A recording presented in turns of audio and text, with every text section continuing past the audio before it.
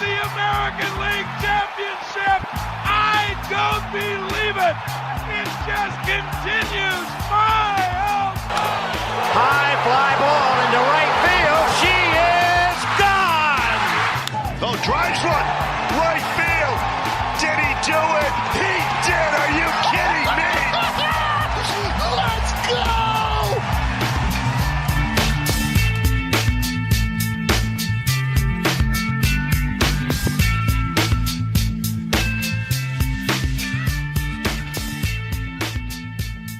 We're back. It's the FSS Plus Podcast Future Stars series with Joe Doyle. I'm Jason Churchill. Hey, we have an answer to the biggest question in baseball this winter, and that's Shohei Ohtani has chosen the Los Angeles Dodgers, and we're soon going to find out what the fallout of all of that is, including whether or not Ohtani is joined by a fellow countryman and where else the Dodgers fill out their pitching staff. In this episode of the podcast, Joe and I are going to discuss the price for Tyler Glasnow, the farm effect of the Yankees trade package that got them Juan Soto a week and a half ago or so, and Joe's latest mock draft. Plus, if we have time, I want to talk about the Orioles farm system. But Joe, what was your initial reaction when you saw the Shohei Ohtani number? We haven't talked on the air since that came out. $700 million. Ignore the deferred part, which may be even more incredible. But when you saw the $700 million on a scale of 1 to 10, how surprised were you that number was where the Dodgers and Shohei landed? What's up, buddy? Good to be on another podcast.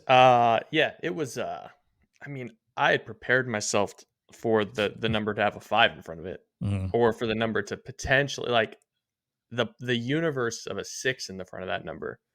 It existed, but a $700 million figure.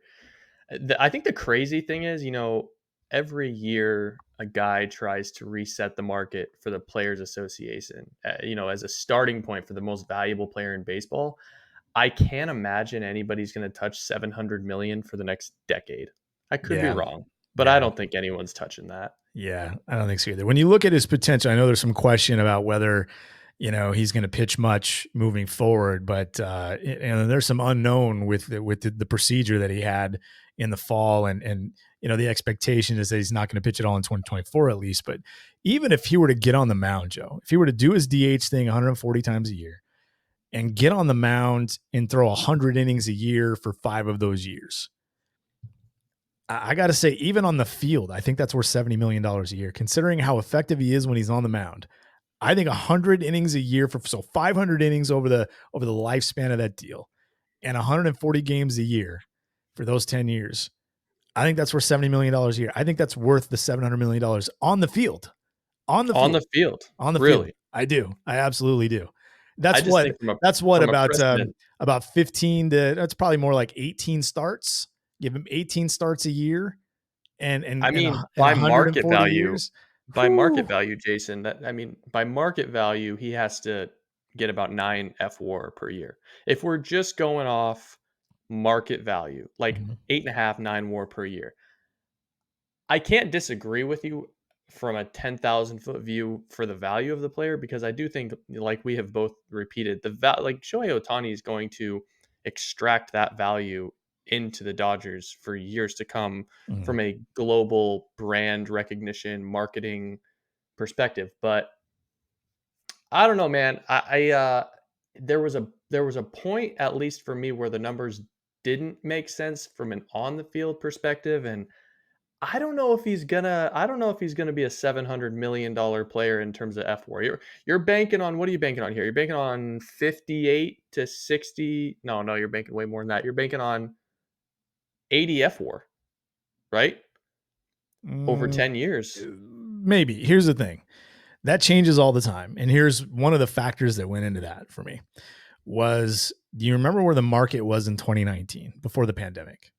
It was nowhere near where it is now. So we went through the pandemic. 2021 did not reflect that we were even remotely through the pandemic, because it didn't feel like we were heading into the 2022 season, at least from a baseball standpoint and a market standpoint. Last year, we got back to, you get impact guys on the, Trey Turner got $300 million. Correa was going to get 250 plus to $300 million if his medicals were okay. Judge got $300 million. We know Juan Soto is going to get 400 plus, maybe $500 million next winter. Things just continue to move north. So over the next 10 years, I'm thinking inflation. I'm thinking inflation in value. I'm thinking inflation in pure dollars. And you look at last year. So he made 23 starts into 130 innings in 2023.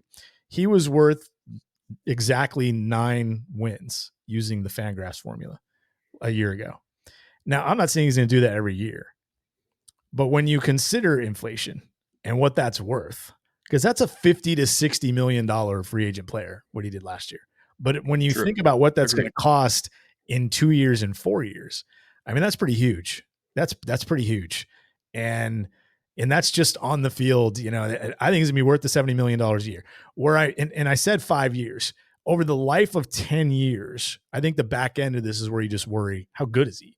Performance-wise, how good is he? So if they can get $70 million a year out of him, you know, for 5 years, and he can get those 500 innings in, he's gonna be worth that. I just don't know what happens on the back end. I'll tell you the added value, the opportunity cost value, I guess, is the fact that you now essentially take up 2 roster spots with 1 player. So you get an extra bench player who could provide you 1 FWAR, and then, you know, all of a sudden, maybe if you use it by that measure, Shohei Ohtani only has to get you 7 WAR per year over the 10 years. But I think you're right. I mean, he's just, the thing with Shohei is, like, he's such an explosive mover, and you kind of look at these now 2 TJs, and you hope that his body isn't breaking down. I'll be interested to see whether or not the Dodgers even play with the idea whatsoever of putting him in the field in 2024. I doubt it's going to be an option in 2025 because he's obviously athletically capable of that and always was. It was just a way to protect him, right? Like that was the idea. I mean, the recovery from running around in the outfield, you know, once or twice a week and pitching is next to impossible, I would say. But, you know, everything that we've said about this guy seems impossible for the better part of the last 6 years. So it will be interesting to see if they give him, you know, just a cup of tea in left or right field at some point. Probably, well, it would have to be somewhere where the arm isn't tested. So it might have to be first base. Yeah. In 2024, we're probably not going to see that. I don't imagine they take that chance in 2024. Although late, who knows? Although late, you never know what's going to happen. Sometimes we've seen guys. I remember Shin-Soo Choo came back pretty quickly from having Tommy John and played the field, but that would risk the pitching portion of it for the next year. So I doubt we see that for 2024. But again, like you said, Ohtani's he's a different guy. He's the unicorn. And that might as well apply for everything we're talking about with him. So interesting. Yeah. So Ohtani lands. We'll see how the rest of the market fills out. It sounds like Yamamoto could be next. But it also sounds like the market for the rest of the guys in the market, the top guys, the Cody Bellingers, the Matt Chapmans, also heating up. And we're going to see some trades. I still think the Dodgers hold the key to a lot of stuff, Joe, and we're going to get to a bit of that when we talk Tyler Glasnow. But I want to start out with your mock draft. Mock draft 2.0 is up at futurestarseries.com, and the picks in this one are based on your model. It's a model you put together. And while that is explained a little bit in the piece, maybe start us off here on the show, giving us kind of the gist of that model so people understand as we move through some of this, as we dive into some of these picks and why certain players landed where they did. What's that model about? What is that telling you, and how did you use it in this mock draft? Yeah, so without getting totally muddy and confusing here, I'll try and explain the order of operations. I have a board from 2018, 2019, 2020, all the way up to 2026 now. And for every player that has ever been listed or drafted, they're applied a trait. There's 50 or 60 traits to choose from. Maybe it's he can really spin it. He can big exit velos, low chase, high contact, projectable pitching frame, low walks. Like there's so many different traits that I can apply to a player, and it's with a simple just X. Just put the X in the box. So what I did was for every team's last 3 drafts, which ended up being anywhere between 7 and 12 players per team. I took the 7 to 12 players that they drafted, and I took the traits that those players possessed when they were drafted, and I put them into basically a weighting system. So if it was the number 1 trait within the team that they would look for, like if they drafted guys with spin more than anyone, like the White Sox, then that received a 30-point weight on a 100-point scale. And then down to the 5th most selected trait in any of these drafts, that would get a 10-point weight on the weighting scale. So 30, 25, 20, 15, and 10 comes out to 100. What that ended up doing was it provided me a weighting system for every team on what they prefer, what their top 5 traits are in any given draft. And so usually a correlation between a player and a team for the 2024 draft ended up somewhere, if it was a strong correlation, in the 45 to 55, 60 range. And so basically, I just took whatever the top 5 traits were based on this system that I created. It's really crude, but and I applied it to whoever the best players available were left in my top 75 for the 2024 draft and compared it to those traits.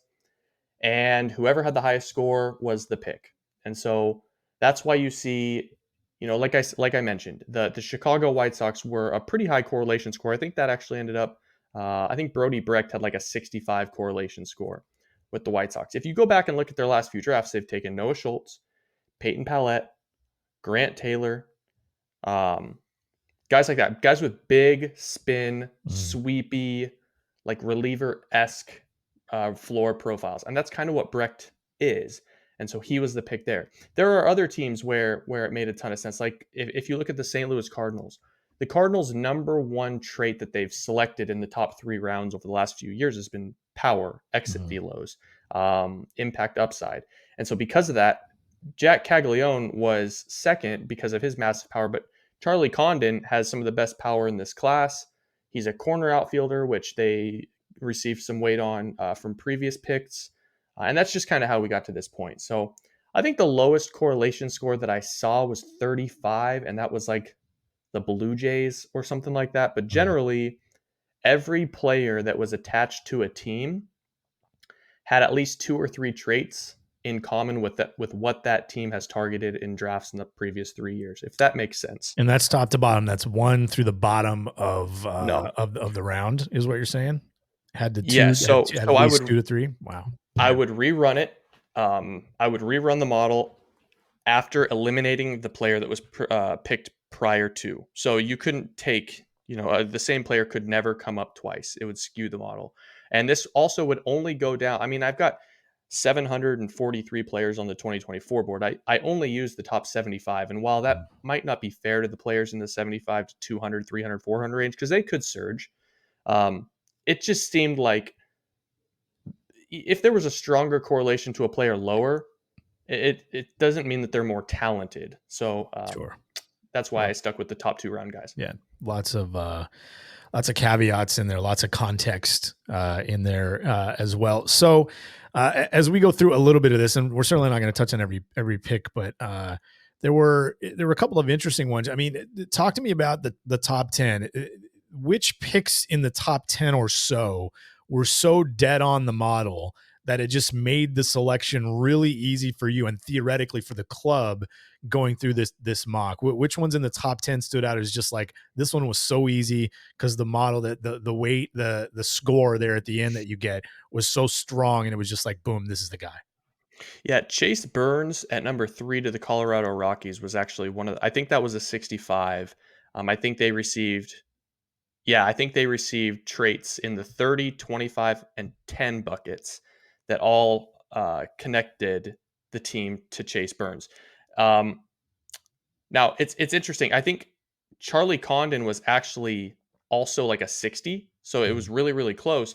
But when I siphoned it down to just 2022 and 2023 drafts, the Rockies went with Chase Dollander, Sean Sullivan, Gabe Hughes, Jackson Cox, and those players all represent incredible similarity scores to what Chase Burns is.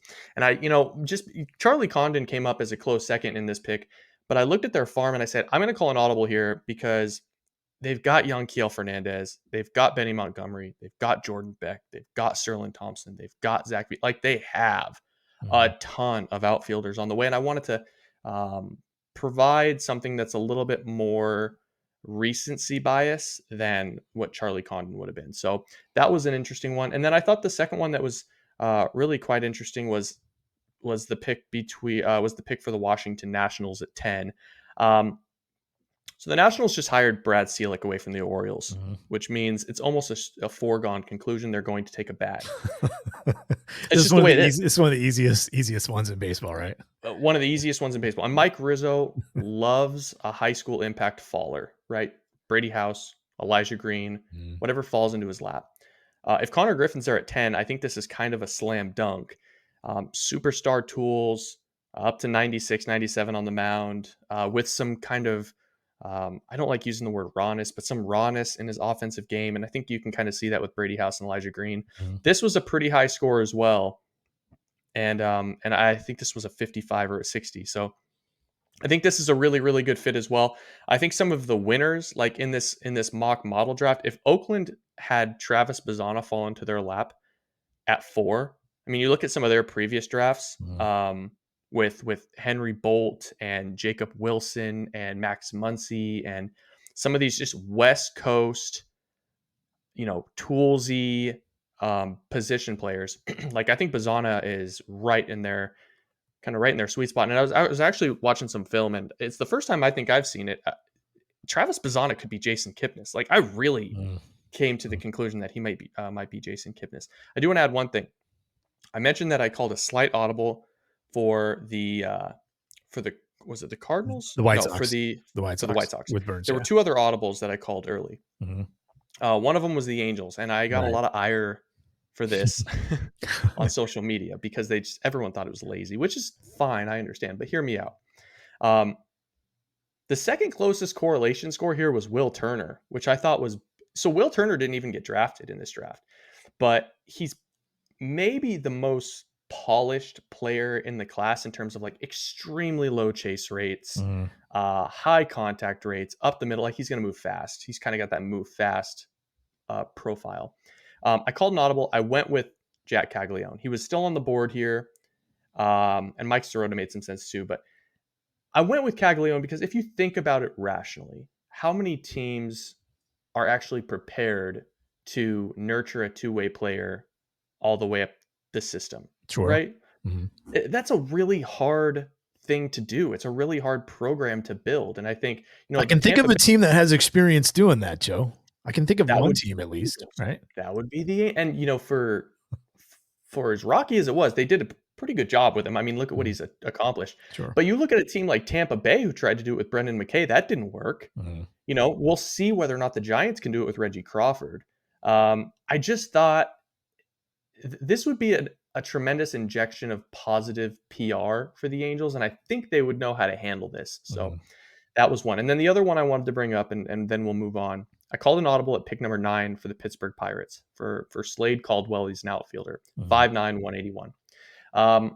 Certainly unconventional, but they just hired Justin Horwitz away from the Boston Red Sox, and the Red Sox have been so incredibly contact hitter, up the middle high school player heavy. Like the number I pulled up, I'm trying to remember what it was, but they haven't drafted a high school. Let me see. It was like Tanner Houck was the last pitcher that they had drafted that wasn't a high school bat in the first round. That was like 2017. So I don't know. I think Slade Caldwell is going to end up a top 20 pick in this draft, and it may be a little rich for some people here at 9, but he fits the Justin Horwitz Boston Red Sox model better than just about anyone here in the first round. Let me go back to the Angels at 8 really quick. You said that Will Turner was the second closest correlation there, the second closest match for the Angels. He's the South Alabama outfielder. What is Will Turner? I guess that's the big question for me, because I have a really good idea of what kind of upside Jack Caglione brings to the table as a two-way guy, whether he ends up being a hitter only. Like I get that profile. Tell me what Will Turner is, because to be honest with you, at the end of the day, that's what's going to tell me whether this pick makes sense to me or not, whether I'm an Angels fan or not. What is Will Turner?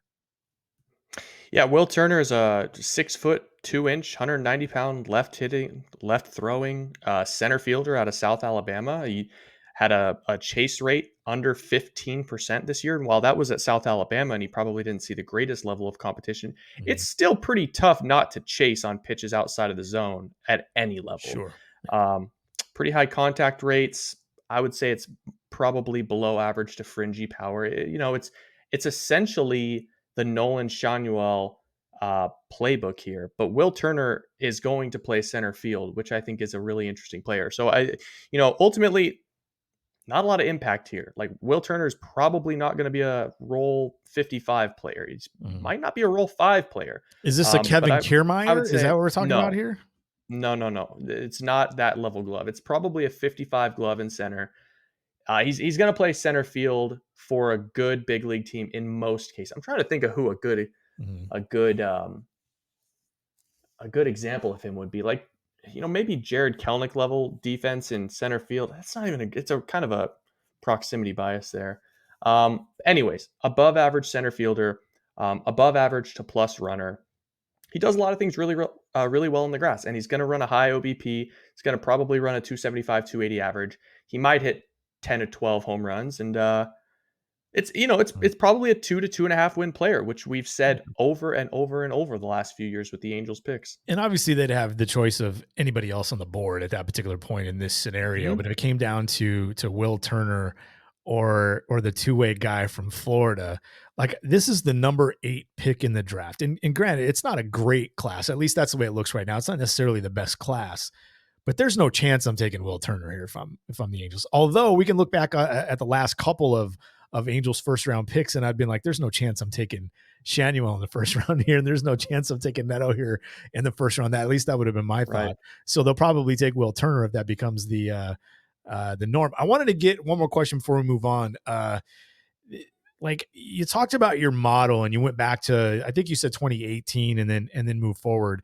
What happens to your model when because you have a Nationals model? But that's based on who's calling the shots there, right? Like that's a GM scouting director combination that kind of moves forward with what they believe. And they obviously work with their scouts and their data people and their analysts and all that. And that's how the model is. That's how you develop the model based on, the traits that they prefer and the history. But when the history starts over, because there are some guys getting promoted, the Miami Marlins just got a new scouting director, for example, like, now it starts over for the Marlins. Right now, the model looks different for the Marlins, and the correlations and that model, your confidence in the model for the Marlins might change because of who's at scouting director now versus who was before, and who's at GM versus who was before, because there's obviously been some changes. And I'm using Miami as the example because they have changes in both positions. Yeah, so I have boards going back to 2018, but this model only takes into account 2021, 2022, and 2023. So it really only takes into account the traits of the top 3 to 4 players drafted in those 3 drafts for each given team. And I really tried, at least for teams that veered away from their old scouting department this year with someone new. And like, for example, the Kansas City Royals just hired Brian Bridges as their new scouting director. Cam Caminiti just kind of fits what Brian Bridges and the Braves have always done. So I kept that pick. But the Nationals just hired Brad Selick. I called an audible there with Connor Griffin, even though it was a great fit already with Mike Rizzo. The Pirates just hired Justin Horowitz. I called an audible because I know what the Boston Red Sox like, how Justin likes to take. So I went there. And then, like with Miami, if we would have known that Frankie Pillier had left Seattle and gone to Miami to be their new scouting director, I certainly wouldn't have gone with what the model said and sent them a high school arm. But when you look at what they have done, for example, with Noblemeyer, Jacob Miller, Carson Milbrandt, Thomas White here over the last couple of years, that's what the model pointed to. I would expect the Miami Marlins to take a bat now in the first round. But yeah, it just took into account the last 3 drafts, not going back to 2018, and only the picks that were selected inside the top 100 in the last 3 drafts to build traits around. How much of what Pillier did in Seattle and how Seattle's drafts turned out can you just automatically transfer over to Miami here, considering the scouting director has a lot of say here, but the general manager and other people in that front office have the final call on which direction they like to go and where they prefer, particularly high in the draft. How much of that can you transfer over from Seattle with Miami stealing their assistant SD and making them their scouting director? Well, I mean, I would look at two things. They just hired the Marlins just hired Peter Bendix from the Rays. The Rays haven't taken high school pitching at all in the first couple of rounds, with the exception of Nick Bitsko. And I look at it from a standpoint of, and that was in 2021. I look at it from like, if Peter Bendix is hiring Franklin Pillier to be the director of amateur scouting, they probably see eye to eye in philosophy in terms of where they want to go with their first couple of picks. The Rays have always gone for position players with interesting traits in the first round, and so that's why I'm sure that he and Pillier got along, and I think they're going to probably have a similar approach to the first couple of rounds. Sure. Them having similar, at least crossover backgrounds helps in a lot of ways as well. It's an odd time of the, I don't want to say odd. It's never a bad time to have a mock draft. When you look back, and I'm kind of putting you on the spot here, we didn't talk about this. I don't think I've ever asked you this before. Have you ever looked back at a mock draft you put up at Christmas time and compare it and see how much it changed, and actually come up with like, well, it changed, 75%, like only 25% of the first rounders I had in December stayed first rounders in July or whatever? You ever done that? Because I'm curious, like, not how serious I should take this, because this is a really interesting one based on the model, and it's going to tell us a lot, and something we can kind of keep, next to us. Bookmark this, kids. If you're out there and you're a Brewers fan, or don't bookmark this. Seriously, bookmark it. No, you're going to get me canceled. No, don't bookmark it for the picks. Bookmark it for the model idea, because, like, things are going to change. These players are going to change. Their data is going to change, and therefore the model is going to spit out something different. But bookmark this, because it's going to remind people that teams do use models, and they don't just scout a player and go, wow, this guy's a 70 runner and has 70 raw power. Let's get that dude. Like, it's so much more complicated and deep than that.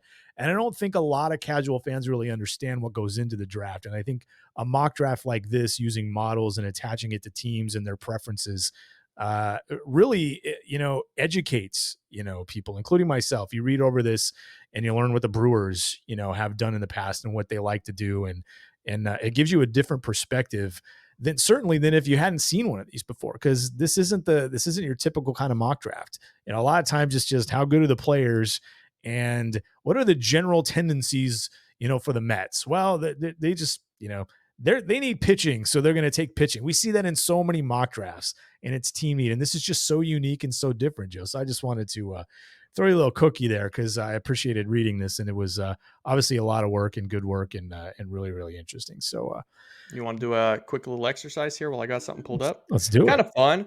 I don't know. So I pulled up my mock draft 1.0 from 2022.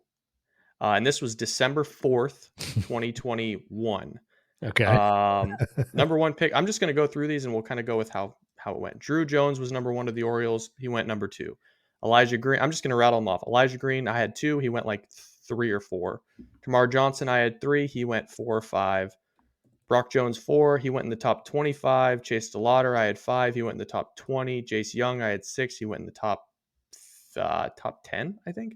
I can Dylan pull up. Lesko. I'll pull up the 22 draft. So when you toss out a name, I'll tell you where he went. I'll just rattle through this fast. Dylan Lesko, I had 7. He went like 15. Gavin Cross, I had 8. He went like 12. The big miss that I had here, and this was lazy, or maybe it was clickbaity. I had Robert Moore going 9 to the Kansas City Royals. I think he went in the 3rd round of the Phillies. Oof. But Dayton Moore was the GM at the Royals, and I was like, slam dunk. You never know. Yeah, it was 6 months out, and it was 6 months out. So that's the whole point. It's almost 8 months out. Brooks Lee, I had 10. He went number 5 to the Twins, I think. Brandon Barrera, I had 11. He went 23 to the Mets. Brooks Lee went 8. Brooks Lee went 8 to the Twins. Brooks Lee went 8. Okay, yeah. Okay. Daniel Susak, I had 12. I think he went like 22 to Oakland, right in that range. Boy, I don't see him. Oh, he went 19. Yeah, to Oakland. 19. Okay. Yep. Landon Sims, I had 13. He blew out after that. He still went in the top 40, I think, to Arizona, I want to say. Yeah, it was around 2. Blade Tidwell, I had 14. I think he slipped a little bit because of elbow concerns, but I think he still went pretty good. I think he went in the 2nd round. Yeah, not right. 2. Yep. And then I'll just rattle through these. Jacob Berry went in the 1st round. Noah Schultz went in the 1st round. Dylan Beavers went in the 1st or 2nd round. Kumar Rocker went in the 1st round. J.R. Ritchie, I think, went in the 2nd round, but he got a ton of money. He got like top 25 money. Carson Wisenhunt went in the first round. Jackson Ferris went in the second round to the Cubs, I think. Tristan Smith ended up at Clemson. Peyton Pallette blew out. Man, this was an ugly year for college pitching injuries. Right. He blew out, but he went to the White Sox in the second round. Kevin Parada went in the first round. Brock Porter went in the second round to the Texas Rangers, but he got like top 15 money because they went with Kumar Rocker at 3. Walter Ford, I had at 26. He went in the second round to Seattle. Zach Neto went in the first round. Carter Young went in the 11th round. Andrew Dukanich went to Vanderbilt. Mikey Romero went in the third round of the Dodgers. No, Mikey Romero went to the Red Sox in round 1.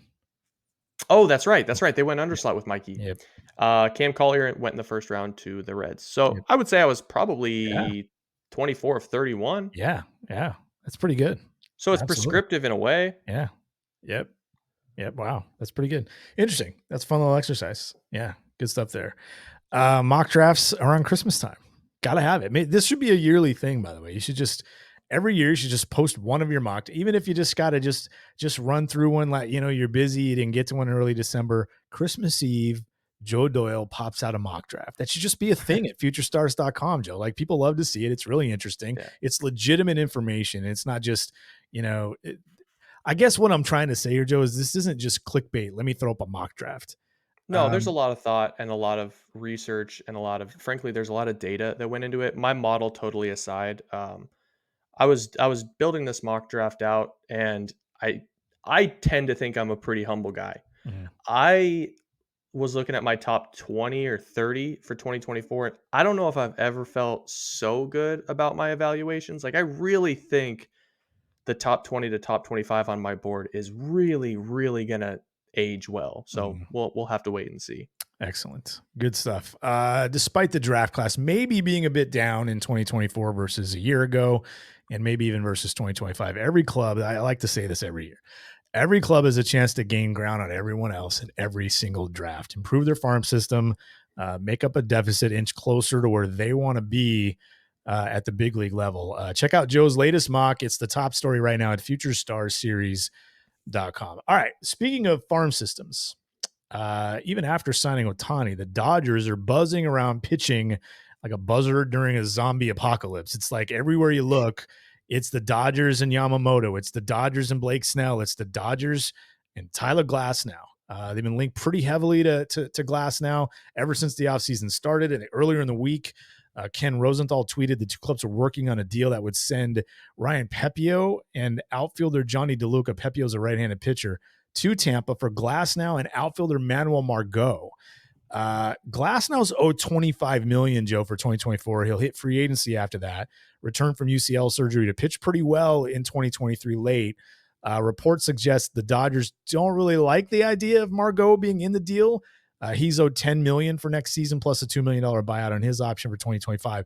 Before we do anything like remove Margot from the deal, let's just work off of what Rosenthal reported was the start of a deal. Is right-hander Ryan Pepio and outfielder Johnny DeLuca enough in exchange for 1 year of Tyler Glasnow, considering the Dodgers would be taking on, including Margot, a total of $37 million? Is that enough to get Glasnow from the Rays?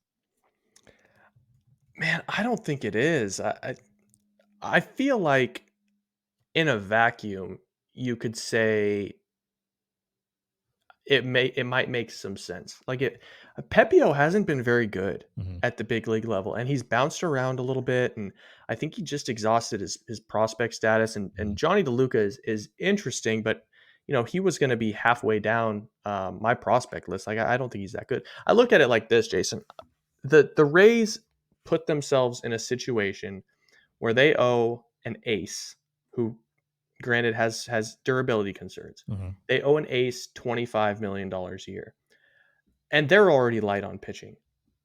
While I think Pepio helps fill that void, I think you're kind of punting on the idea of the Rays winning the World Series if they move Glasnow. I mean, that's the type of horse that wins you 2 games in a series in the ALCS or the ALDS. So, like, talent for talent, you can talk however you want in that regard, but I just think the value lost here for an organization like the Rays that has to live on the fringes, who's already short of innings with McClanahan getting hurt and some other guys, falling off.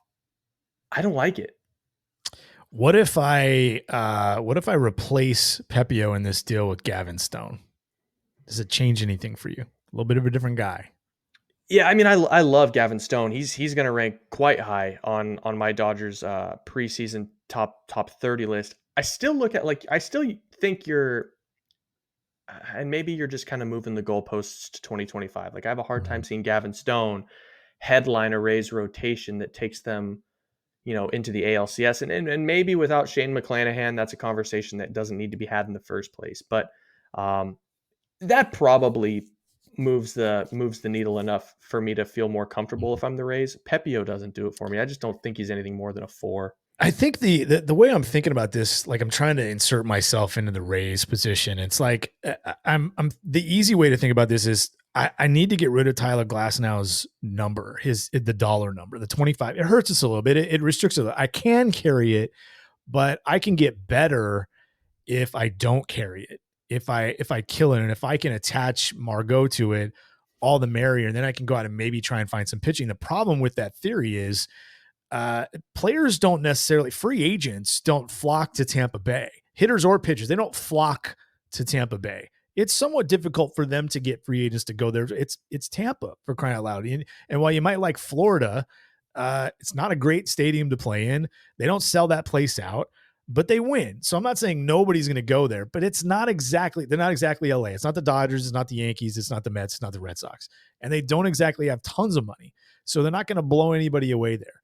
So the way I would think about this if I were Tampa is I either keep Glasnow and have to do everything else I want to do this winter by trade, or I can trade away Glasnow, not worry as much about the return. I don't need to get my next, top of the rotation guy that's ready for 2024 immediately in the deal for Glasnow. Maybe that guy is someone I get trading Randy Rosarina or Yandy Diaz or something somewhere along those lines, because you're right. They need more than one guy too. McClanahan's going to be out. And if they trade Glasnow, their top 2 starters that they were projecting for 2024 initially, or originally anyway, are gone. And they've already had some other injury issues with guys like Drew Rasmussen. So it seems like anything the Rays do this year should be about getting pitching in return. And it probably can't just be a bunch of prospects, right, Joe? Like I don't know, maybe this Glasnow thing is just like one of 4 deals the Rays make to land a bunch of pitching. I'm with you though. I don't really love Pepio there. I don't think Emmett Sheehan really changes the equation there in a deal like that. Gavin Stone's a little different. Nick Frasso's a little different, but you're probably still looking at 25 for both of those guys. At the end of the day, if you're the Rays and you can attach Margot in that deal, do you pull the trigger if it's Gavin Stone versus Ryan Pepio? I probably do. I tell you though, the alternative for me would be, I think Tampa should move Margot in a side deal for anyone that would take the money. I'm sure. I mean, listen, he's still probably a 1 to a 1.5 win player if he gets the at bats. He hasn't gotten the consistent at bats, and he's been a little dinged up in Tampa. I think you could make the case that Margot is going to be worth $9 million this year. I would move Margot in a single deal. I would keep Glasnow, and then I would probably flip Randy Arozarena.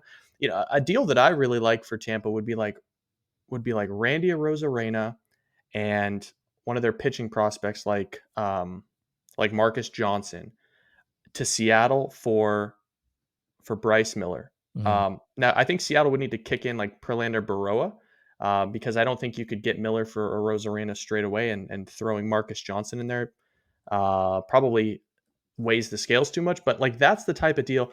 That's what I would. Tampa Bay would be going into 2024 with the same blueprint as Seattle. Like they would be pitching heavy. They would win games in the first 9 innings and late in the games with their bullpen. And then they would just try and scratch across like 4 or 5 runs to win the game. I don't like this whole let's try and win by keeping a Arozarena and moving our pitching. Like that's not the route to being competitive in 2024, if you ask me. And it's really never the route the Tampa Bay Rays have taken. Remember just a couple of years ago, they took Willy Adames and all his control years left. And it was fairly early in the year, wasn't at the deadline, and moved him to Milwaukee. And it looked like Milwaukee got a steal. And while I still think they did, look at what the Rays were trying to do in that deal. And that was the JP Fireeisen, Drew Rasmussen deal for Adames. And they turned Rasmussen, until he got hurt, into a pretty good starting pitcher for them. That's what they like to do. They're almost hey, yes, we love impact and we're going to try to get impact, but we can turn a guy from a guy that looks like a 4 into a high 3. We can do that. And we'll turn a guy that looks like a long reliever into a viable 4. Like, that's what the Rays like to do. And bulk almost becomes part of this equation. If you're making a deal with Seattle or you're making a deal with the Dodgers, maybe you just make it all about pitching because you think you can get more out of those guys than other teams do. And they have a track record of doing that. It'd be interesting. That's going to be interesting to see what the Dodgers do if they're trying to get Tyler Glasnow, and whether that changes if they do get Yamamoto, because they obviously need more than one guy there in LA. They're, Clayton Kershaw's not going to pitch till mid-season. We still don't know what exactly what's going to happen there. Walker Buehler's not going to be ready for the start of the season. Dustin May's had injury problems. We don't really know what he is. Lots of pitching questions in that rotation for the Dodgers.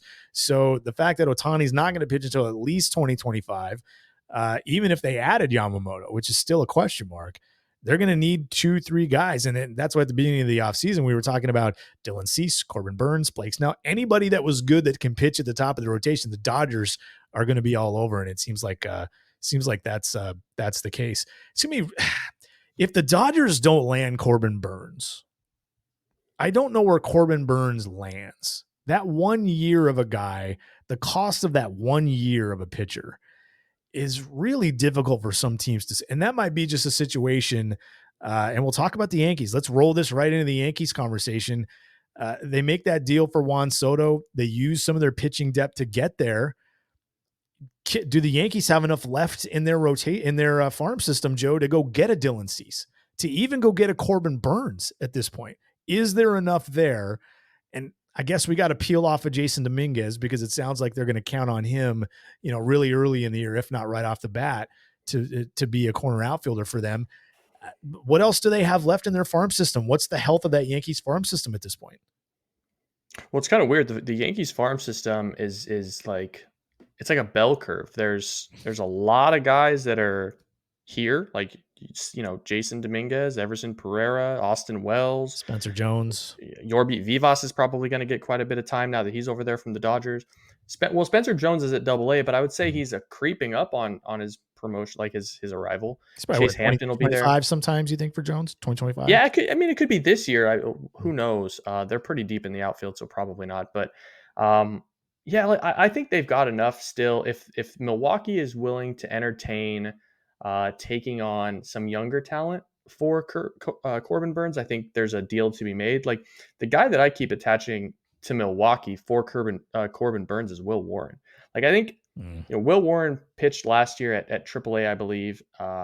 And yeah, so last year he pitched to a 3.35 ERA, 149 strikeouts and 129 innings, 59 walks, kind of rich for what Milwaukee generally tends to do. But 6 or 7 years of Will Warren for 1 year of Corbin Burns coming off a down year is pretty interesting to me. If I'm Milwaukee, I don't know if New York would be into that, but you get a package of like Will Warren and Henry LaLane for Corbin Burns.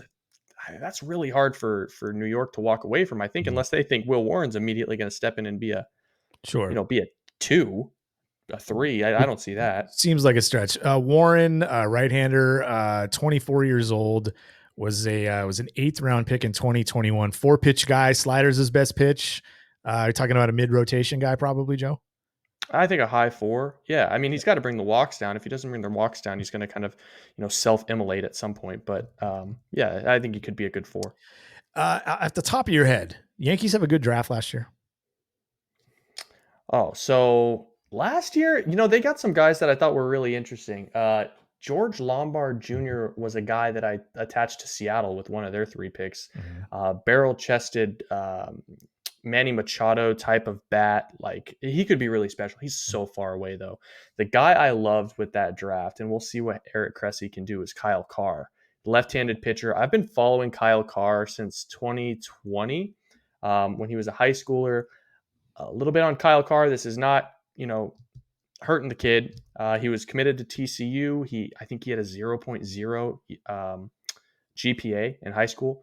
So he goes to JUCO, dominates, more questions because he couldn't qualify to get into. I don't even remember where he committed after the first year of JUCO, but doesn't get in. Does another year of JUCO, and just the most athletic mover. Like he reminds me a lot of Ricky Tiedemann, who's with top prospect with the Blue Jays now. An incredibly athletic mover on the mound, up to 96, I think. I think that kid could end up being a top 50 prospect in the game before we know it. Despite his, he just doesn't like school. So different draft. I didn't either, man. To be fair to Kyle, if you're out there, I didn't like school either, bro. I'm definitely listen. You're in the New York Yankees organization. You're a third round pick. You made a shitload of money. Hopefully this doesn't demonetize Spotify or whatever we go. But Kyle Carr is going to be a really, really good pro, and I've really liked him for a few years. So I'm glad he finally got popped. I will say this: like they've gone so heavy with the short porch college guys over the last few years with Jones and the catcher. What's his Austin Wells? Sure. It was kind of interesting to see them go with a right-handed hitting prep shortstop, and then a really athletic lefty out of the JUCO ranks. So I like their draft. It's just very, very different. Yeah, interesting. So it added some long-term upside. It sounds like at the very least into their system. I thought of that because you said you were talking about Milwaukee maybe taking, more long-term, bigger picture types. And the first guy I thought of was Lombard, Roderick Arias maybe in there too. Guys like that, guys that aren't going to be ready for 3-4 years. I don't know where exactly Milwaukee is, but it doesn't look like they're going to have much of a chance to win in 2024. And if they're going to move Burns, Woodruff's already gone. They non-tendered him. He was going to miss the season anyway. We'll see what they do with Willy Adames.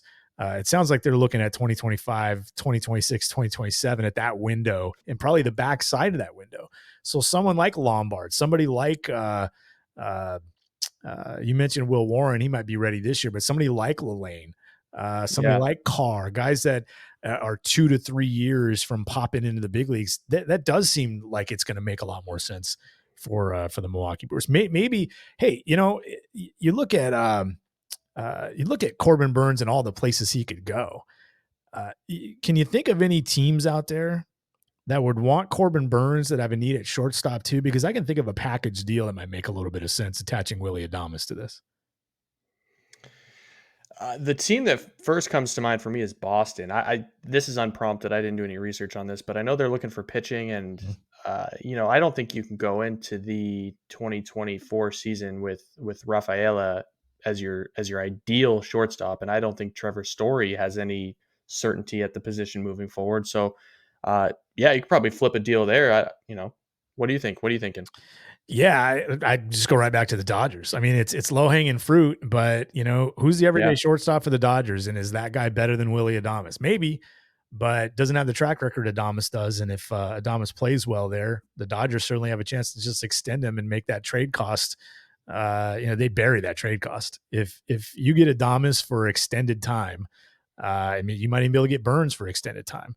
It's hard to look at a deal like that and suggest that's not going to make sense. We'll see what the Dodgers do, but it does seem like the Dodgers hold a lot of keys.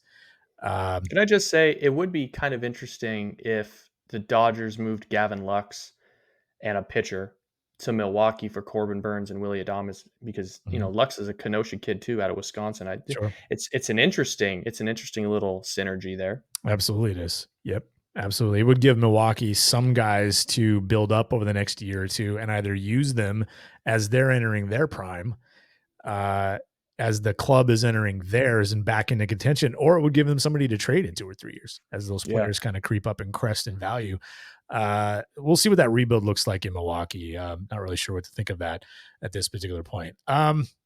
Interesting. So the Yankees, let's get back to the Yankees really quick. That farm system, it's obviously not an elite farm system at this point. They've had some trouble pushing some of their guys into the big leagues and getting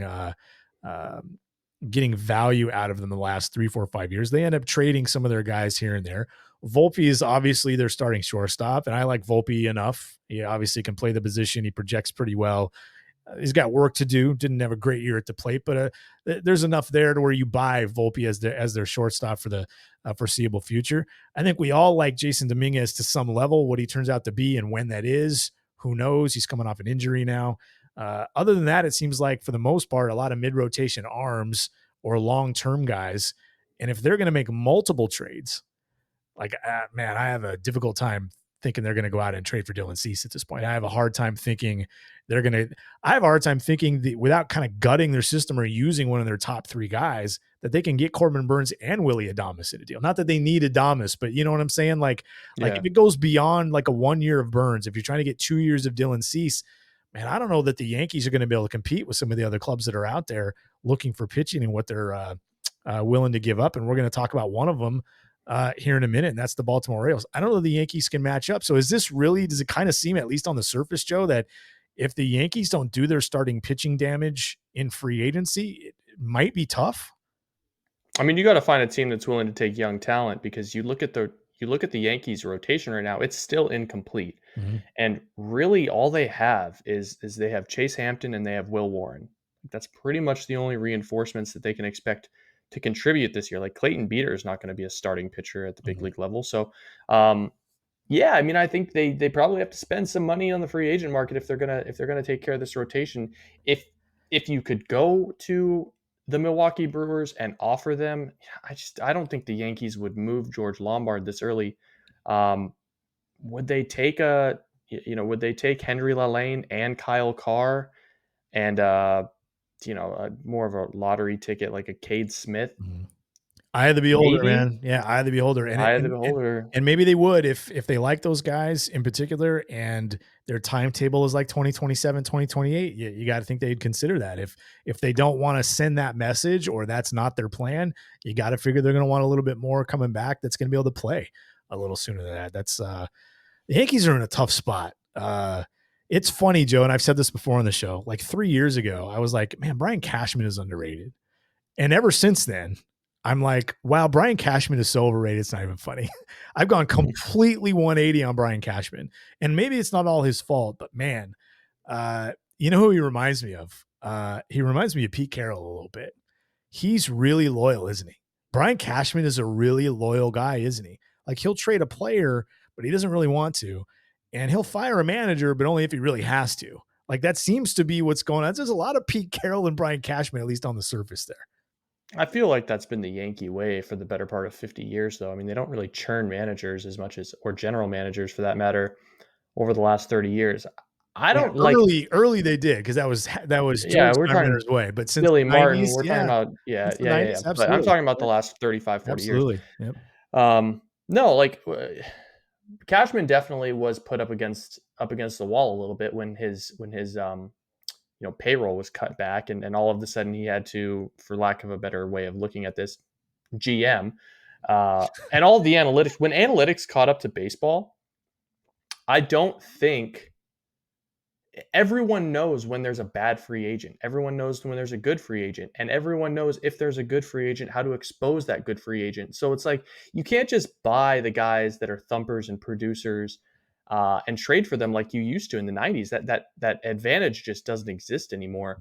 And I think my interpretation of it from afar is Brian Cashman has just had a very, very difficult time understanding which prospects he should trade. I think he's afraid to make mistakes in trading prospects because he's built his team around money for so long that now having to adjust and get younger it's a tough lesson. It's a tough, lesson to learn and how it works. It's amazing that with Juan Soto, a guy that's been in the league for 5 years, they got younger. That just goes to show how long Soto's been in the league and how young he was when he broke in. All right, we have a few minutes before we got to get going here. I wanted to bring this up, and we can continue to talk about this next week and as the winter moves on. The Baltimore Orioles need impact starting pitching. I don't like the rotation much. That was a big reason why I didn't think they'd be able to do much, at least deep into the postseason. I think that first round is pretty much a crapshoot. But after that, you have to be able to pitch, not just at the back end of your bullpen, but in the middle. And your starters have to give you 5, 6, 7 innings. And I just didn't think they had that. I think Kyle Bradish is more of a 3. He was basically their ace a year ago. And they just had a bunch of mid-rotation guys that I didn't really love pitching in the roles that they were in. But what they seem to have in Baltimore right now is a lot of ready or near ready young players / prospects, kind of by the half dozen at least. It's the Colton Cowsers and the Heston Kjerstads and Jordan Westberg and Mayo and Joey Ortiz and Connor Norby, all right on kind of the fringes of the big league roster. But the O's not only have needs on the mound, but I don't imagine it makes a lot of sense for them to send a big portion of those guys back to AAA this year. When it comes to the 2024 club, not that you're just going to send them away to send them away, but man, if I took away, I'm going to challenge you a little bit here, Joe. If I took away Dylan Cease, now I don't see the Orioles as a team that's going to trade for a Corbin Burns. It seems like the Orioles are going to want control a little bit. I would think Cease maybe, but I'm going to take that one away because that's low hanging fruit. Other than Dylan Cease, do you see a potential trade match out there, a club out there that might have a young starting pitcher, I'd say with 3 years of control or more, that the Orioles might attach themselves to and that they might have the young hitters to go get? Because that seems to be where their depth is in their farm system right now.